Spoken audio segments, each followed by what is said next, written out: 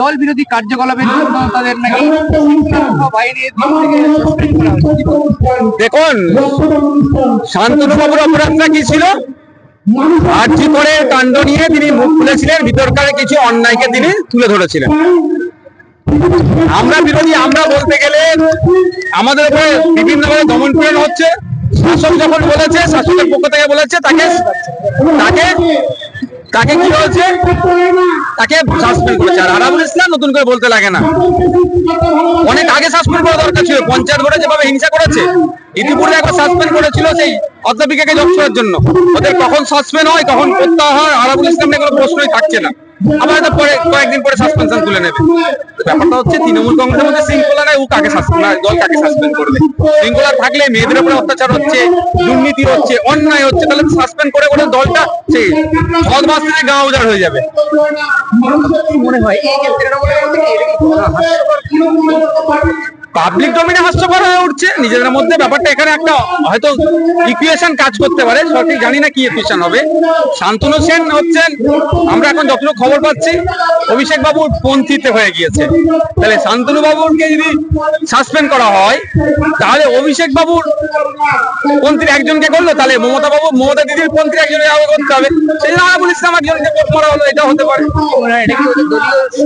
দলীয় কন্দলের জন্য এগুলো হচ্ছে, আমি বুঝতেই পারছি। আদর্শ নিয়ে এরা কাউকে সাসপেন্ড করেনি।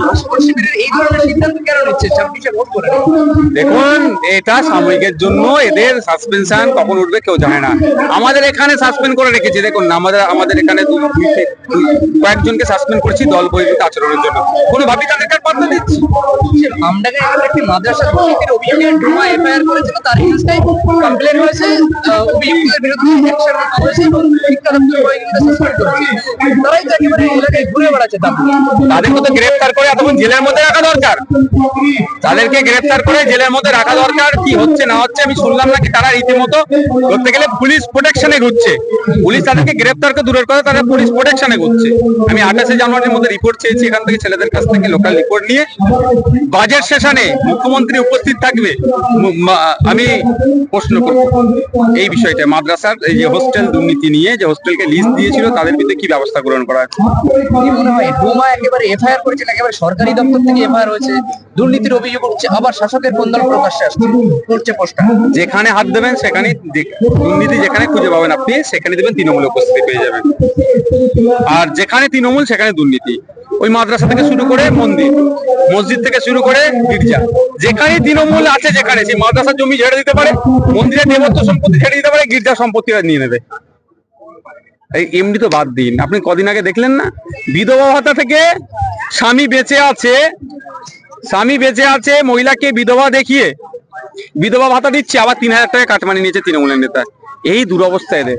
সমব্যাধি প্রকল্প আছে না, মারা গেলে কত টাকা দেয় কাফন বা দাহ করার জন্য, কবর দেওয়ার জন্য, খোঁজ নিয়ে দেবেন, সেখান থেকে 500 টাকা ছাড়ে না, কাটিং করে নেয় না। সে তো টাকা দেয়, কাটিং 500 টাকা হয়তো করে নেয়। সমব্যাধি বা এইগুলো তো ম্যাক্সিমাম মানুষ অ্যাপিয়ার করেই। জানাতে হবে তো, জানানোর দায়িত্ব তো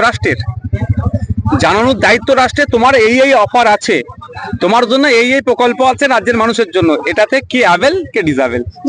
আমি যদি অ্যাভেল হই আমি অ্যাপ্লাই করব, আমি যদি অ্যাভেল না হয়, ডিসঅ্যাভেল হয়, তাহলে আমি করবো না। এই যে সমব্যাধি যে প্রকল্পটা আছে, এটা তো একেবারে মানুষ তো শব্দেও সামনে রেখে অনুদান চাইতে যাবে না সরকারের কাছে। দেখুন, কিন্তু কোথাও মনে হচ্ছে এমনও আছে না, এমনও তো আছে এইরকম অর্থের অভাবে সব দাহ করতে পারবে না, শেষকৃত্য সম্পূর্ণ করতে পারবে না, এমনও আছে তো। আরে না খেতে পেয়ে মারা যাচ্ছে যখন ভাবতে পারছেন না, আপনি আপনার না খেতে পেয়ে মারা যাচ্ছে, আত্মহত্যা করে নিচ্ছে কি আর্থিক অনটনের কারণে, তাহলে ওটা করতে পারবে না কেন? তো ব্যাপারটা হচ্ছে ওটা তো ঠিক সিস্টেম আনতে হবে। ওটা দায়িত্ব কাদের নেওয়া দরকার? পঞ্চায়েত থেকে আমরা মেম্বার পাঠাচ্ছি আমাদের বুথ থেকে, কাকে?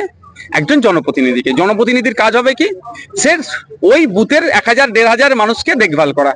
তারপরে আমরা কি পাঠাচ্ছি? সমিতির মেম্বারকে। সমিতির মেম্বারের কাজ কি হচ্ছে? 1000-4-5 মানুষকে দেখভাল করা।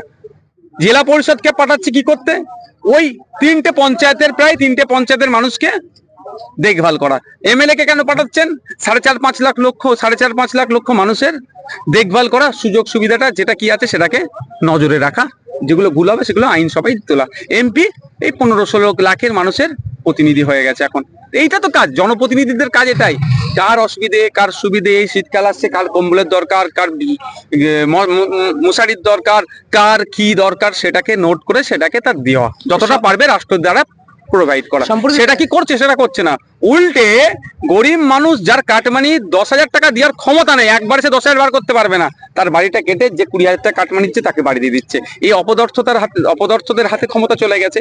আমরা তো এটাকে ফিরিয়ে আনতে চাইছি। আমরা চাইছি, দেখুন আমাদের কাজ হবে, আমাদের হাতে যদি কোনো সময় দেয় তোর রাজ্য পরিচালনার দায়িত্ব, তা গরিব মানুষকে আর ওই ঘটা করে শীত বস্ত্র বিতরণ অনুষ্ঠান করতে হবে না। বছরের শীতের শুরুর পূর্বেই বুথ ভিত্তিক কতজন প্রকৃত কম্বল পাওয়ার দরকার তাদের বাড়িতে কম্বলটা পৌঁছে যাবে। সেলাইন বিভ্রান্তিতে এক ওষুধের মৃত্যুর পরে কড়া নবান্ন, ঘোড়ার ডিম হবে, কদিন করা থাকবে হইয়াই হচ্ছে বলে, আর কি হবে। এই যে কোম্পানিটা স্যালাইন দিয়েছে, অলরেডি কর্ণাটকে তো ওই কোম্পানিটাকে ব্যান করেছে। 2 নম্বরই মাল দেওয়ার জন্য কর্ণাটকে ব্যান করেছে, এবং কর্ণাটকের হেলথ মিনিস্টার একটা বড় আর্টিকেল লিখেছে, নিউজ পেপারে এসেছিল, ন্যাশনাল লেভেলে নিউজ পেপারে আর্টিকেল লিখেছে এটাকে কে করে। তখন কি আমাদের রাজ্যের সরকার এটাকে ব্যবস্থা গ্রহণ করতে পারেনি? ন্যাশনাল পেপার তো রাজ্যে তো আছে, রাজ্যের দপ্তরে থাকে তো ন্যাশনাল পেপার। যদি বলেন আমি কোন খবরে ছেপেছে না না ঠিক কথা, ন্যাশনাল পেপারে ছেপেছিল, সেই পেপারে কাটিং আমার কাছে আছে। অ্যাকচুয়ালি এরা তোলাবাজি বেশি দিয়েছে, কাটমানি বেশি দিয়েছে, হয়তো এরা বেশি টাকা দিয়েছে, যে একটা সেলাইন 20 টাকায় কিনবো, 200 টাকার বিল বানাবো, তোমাকে 180 টাকা দিয়ে দেবো, এই ধরনের হতে পারে। ওই 180 টাকার চক্করে পড়ে মানুষ মারা যাচ্ছে। আরে আমার তিলোত্তমাতে এই প্রতিবাদটা করেছিল, অবৈধ ওষুধ আসছিল, মানে যেটা মানে আপনার উইদাউট মানে যেটা খেলো মাল আসছিল, খারাপ মালপত্র আসছিল, ওষুধগুলো হচ্ছে ভেজাল আসছিল, এর প্রতিবাদ তো করেছিল, এরপর তো টার্গেট এটাই ছিল। তো তিলোত্তমার চোখে আগুন দিয়ে দেখিয়ে